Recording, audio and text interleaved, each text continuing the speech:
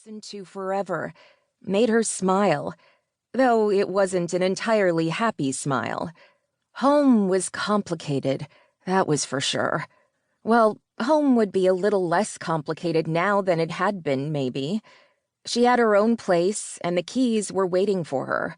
All of her possessions fit in the back of her car, and she was ready to start a new job in a couple of days. She had things lined up. She was responsible now. Had been for a number of years.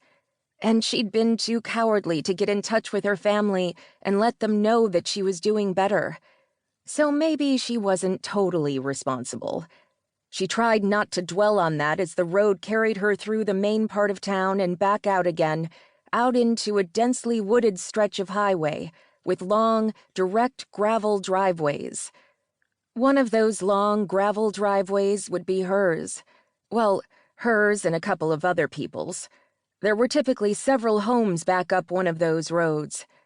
Her car's navigation system buzzed and let her know that she was, in fact, at her road. She turned left and started to look for numbers.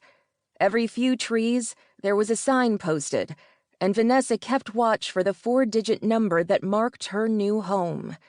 She would have hated this when she was a teenager.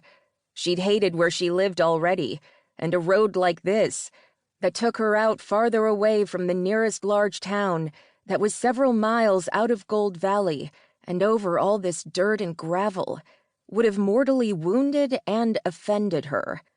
Thinking of that girl, with her bright, big ambition, her seeds of dissatisfaction, and her deep certainty she knew better than everyone else around her, it was almost painful. She'd had no idea what she was going to walk herself into. And she supposed that was another reason she'd had to come here. It was the last place she'd been that Vanessa. It was also where she'd changed, completely and utterly. She saw the number for her rental nailed to a tree. She turned her car onto a much narrower gravel road than the one she'd just been on.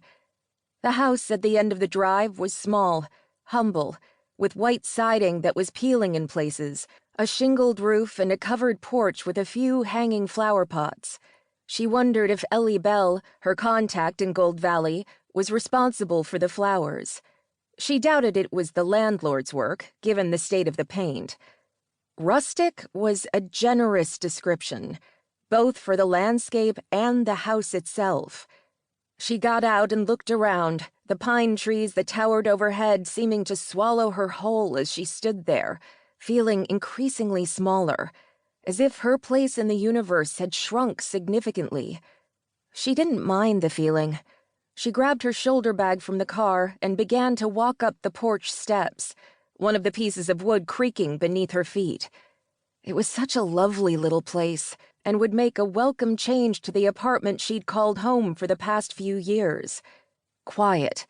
Isolation. Well, except for all the teenagers she would be working with. That wouldn't be very quiet. She was okay with that, too. Teenagers shouldn't have to be quiet. They should get to live as loudly as they could, in safe spaces where they wouldn't be punished for trying and failing.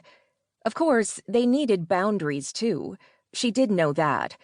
It was just boundaries had been suffocating for her, and sometimes it was tough to remember that others suffered from a lack of them.